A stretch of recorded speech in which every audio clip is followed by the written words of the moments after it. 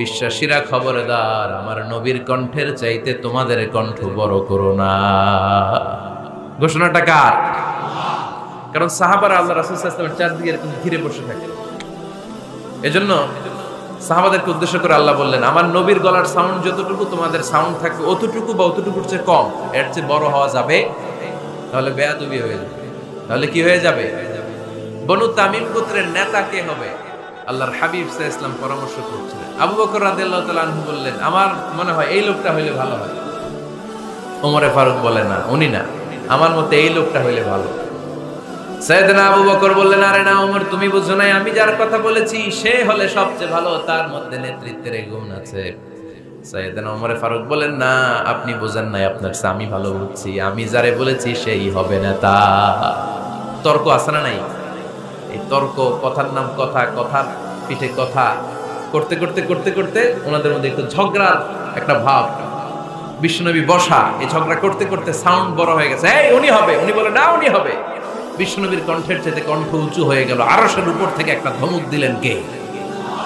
আল্লাহ বললেন, খবরদার, লা তারফাউ আসওয়াতাকুম ফাওকা সাওতিন নবী, নবীর কণ্ঠের চাইতে কণ্ঠ উঁচু করো না। ওয়ালা তাজহারু লাহু বিল কওলি কাজহারি বা'দিকুম লিবা'দ আন তাহবাতা আমালুকুম ওয়া আনতুম লা তাশউরুন। নবীর কণ্ঠের চাইতে তোমাদের কণ্ঠ যদি উঁচু হয়ে যায়, তোমাদের সব নেক আমলগুলো আমি আল্লাহ বাতিল করে দেব। ধমকটা ছোট না বড়? ছোট না বড়?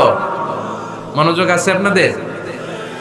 যদি নবীর কণ্ঠের চাইতে তোমাদের কণ্ঠ বড় হয়, জীবনে যত ইবাদত করছো সব বাতিল। নামাজগুলো বাতিল, কাজে আসবে না।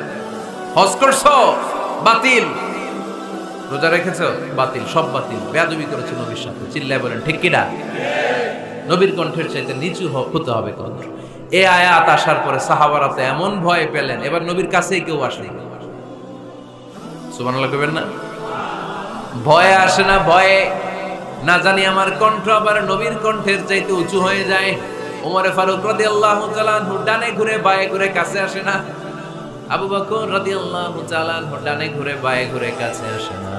আল্লাহর হাবিব ওমরে ফারুককে ডাক দিলেন, এই ওমর সামনে আসো, এদিকে আসো। ওমরে ফারুক আসলেন, কিন্তু ওমরে ফারুক এত আস্তে আস্তে কথা বলেন, বিশ্বনবী ওমরে ফারুকের কথা কানে শোনে না। সুবহানাল্লাহ নাই? এত আস্তে আস্তে ওমরে ফারুক কথা বলেন, বিশ্বনবী শুনতে পান না। ওমর কি বললা, একটু জোরে বলো না। ওমরে ফারুক একটু জোরে বললেন, তাও শুনেন না।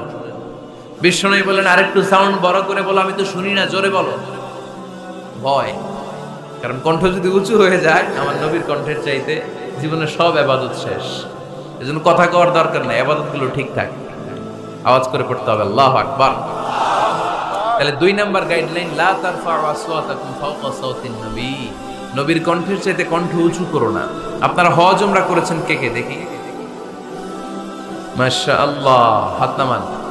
যারা আমরা করি নাই, আমরা আল্লাহর কাছে কামনা করি, আল্লাহ আমাদেরকেও তুমি যাওয়ার তৌফিক দাও। আমিন। আমরাও যেন আমার নবীর কবরের সামনে দাঁড়িয়ে নবীর সালাম পড়তে পারি, তৌফিক দাও। আমিন। আমরাও যেন রাউদাতু মিন রিয়াদিল জান্নাহে ঢুকে 2 রাকাত নামাজ পড়তে পারি, তৌফিক দাও। আমিন। তোমার ঘরটা যেন তাওয়াফ করতে পারি, তৌফিক দাও। মক্কা মদিনার ঐতিহাসিক জায়গাগুলো যেন দেখে হৃদয়টারে ঠান্ডা করতে পারি, আল্লাহ তৌফিক দাও।